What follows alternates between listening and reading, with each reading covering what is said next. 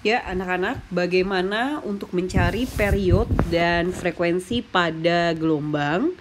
Caranya, pengertiannya sama dan caranya juga sama. Yang berbeda dari vibration adalah N-nya. N pada gelombang di sini adalah jumlah dari gelombangnya. Ya, N di sini adalah jumlah dari gelombang. Kalau tadi vibration, number of vibration, kalau sekarang number of wave-nya atau jumlah dari gelombang. Ya, untuk rumusnya sama aja. Tadi kita juga sudah bahas tentang persamaan periode dan frekuensi. Itu sama saja. Berikut adalah contoh soalnya. Kita lihat gambar gelombang berikut ini. Ya, dimana gelombang ini sumbu X-nya ada waktu dengan distance ya. Bisa waktu, bisa juga distance atau jarak. Dan sumbu Y-nya adalah displacement ya, jarak antara lembah dengan puncak dengan lembah. Oke, nanti ini berpengaruh di amplitude ya. Nah, kita langsung dulu bahas tentang frekuensi dan amplitudo pada gelombang. Kita sepakat di sini Bu Rani lihat ada 3 bukit dan ada 3 lembah. Bukit pertama Bu Rani kasih warna hitam dan lembah pertama warna hitam. Bukit kedua warna merah dan lembah kedua warna merah. Bukit ketiga warna kuning dan lembah ketiga warna kuning. Jadi kalau kita lihat di sini yang hitam, merah, dan kuning masing-masing membentuk satu gelombang. Ya, sepakat ya? Masing-masing membentuk satu gelombang. Oke? Nah, tandanya di sini ada berapa gelombang? Di sini kita sepakat number of N-nya adalah 3 gelombang. Ya, ada 3 gelombang, sama seperti given-nya. Nah, lalu waktu tempuh untuk 3 gelombang ini kita lihat anak-anak dari 0. Dari 0 di sini sampai 6. Kita lihat yang waktu aja. Dari 0 sampai 6, berarti T kecilnya adalah 6 detik. Ya, second di sini. Nah, berapakah ya frekuensi dan amplitudonya? Ya udah tinggal dimasukin T kecil per N kecil, 6 bagi 3. Hasilnya 2 second dan frekuensinya adalah boleh pakai rumus ini N per T 3 per 6 hasilnya setengah, atau frekuensi adalah 1 per periode, sama aja. Setengah juga hasilnya karena periodenya second. 2 second di situ ya. Hertz. Oke, sama hasilnya. Nah, lalu apakah itu amplitudo? Amplitudo adalah di sini ya maximum deflection atau penyimpangan maksimum pada gelombang yang ditandai kalau di transversal adalah jarak antara crest atau jarak antara trough, artinya tinggi puncak atau dalamnya lembah ya. Bu Rani balik lagi ke sini ya. Jadi tingginya puncak di sini ini adalah amplitudo, atau dalamnya lembah ini juga amplitudo.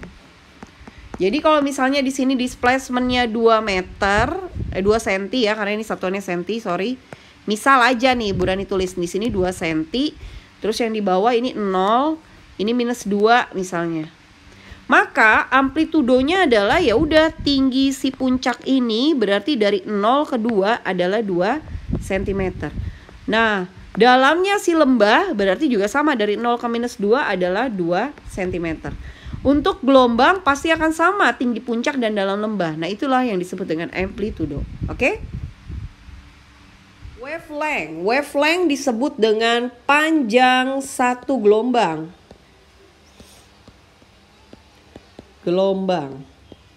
Jadi hanya satu gelombang aja. Wavelength adalah distance between 2 point in wave dan number of wave. Jadi jarak antara 2 titik pada gelombang dan dibagi dengan jumlah gelombang. Kita langsung aja ya. Wavelength simbolnya seperti ini. Ya. Bu Rani baca lambda, dibaca lambda. Ya, red, lambda dibaca. Ya, ini lambda.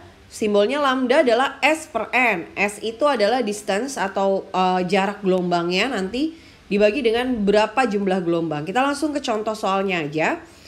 Ya, di sini ada lagi gelombang yang sama kayak tadi. Kayaknya 3 gelombang juga. Kita sepakat ini ada 3 wave. Ya, kayaknya nggak perlu Bu Rani contohin lagi nih, kalau dibagi kan ada 3 tuh ya. Ada 3 bukit, 3 lembah, 3 bukit, 3 lembah ya. Jadi ada 3 wave. Oke, udah sepakat ya. Di sini total N-nya adalah 3 wave. Dan berapa jaraknya? Nah, jaraknya kita pakai jangan yang time, pakai yang distance. Di sini distance. Ini jarak. Jaraknya dari 0 sampai 12 ya, jaraknya 12. Berarti satu gelombang panjangnya berapa? Sebenarnya gampang, satu gelombang lihat aja satu gelombang di sini. Nah, satu gelombang di sini adalah lambdanya adalah 4 meter. Iya enggak? Ya. Karena wavelength itu yang dibutuhkan hanya satu panjang gelombang.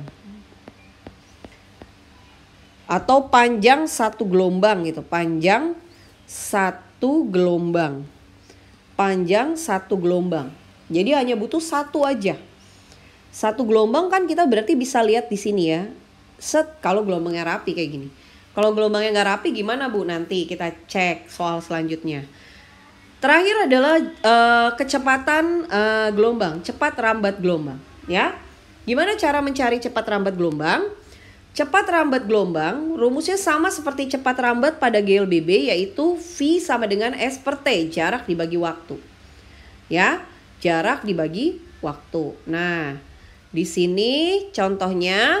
Karena tadi kita sepakat jaraknya adalah lambda ya, distance-nya satu gelombang adalah lambda, maka rumus cepat rambat gelombang kita ganti S-nya jadi lambda dibagi periode ya. Lambda dibagi periode atau lambda dikali frekuensi. Contoh di sini kita lihat contoh soalnya. Ya, tadi kita sepakat lambdanya adalah 4 meter, ya kan? Nih, satu gelombang. Panjang satu gelombang. Ingat, lambda tuh panjang satu gelombang. 4 meter. Terus time-nya, periodenya. Periode kan juga sama, butuh satu gelombang aja ya. Periodenya, T-nya adalah T kecil per N. T kecilnya ada 6, di sini N-nya ada 3, berarti 2 second. Ya, kita udah tentuin tadi periodenya 2 second. Berarti cepat rambat gelombang kita pakai lambda bagi periode, yaitu 4 bagi 2, hasilnya 2. Bu, gimana kalau saya maunya pakai yang ini meter per second ya, meter per second. Gimana saya kalau maunya pakai yang frekuensi kali lambda? Ya, lambda kali frekuensi sama aja. Ya, ini periodenya kita dapat, maka frekuensinya kan tadi kita sepakat setengah hertz, ya kan? Ya.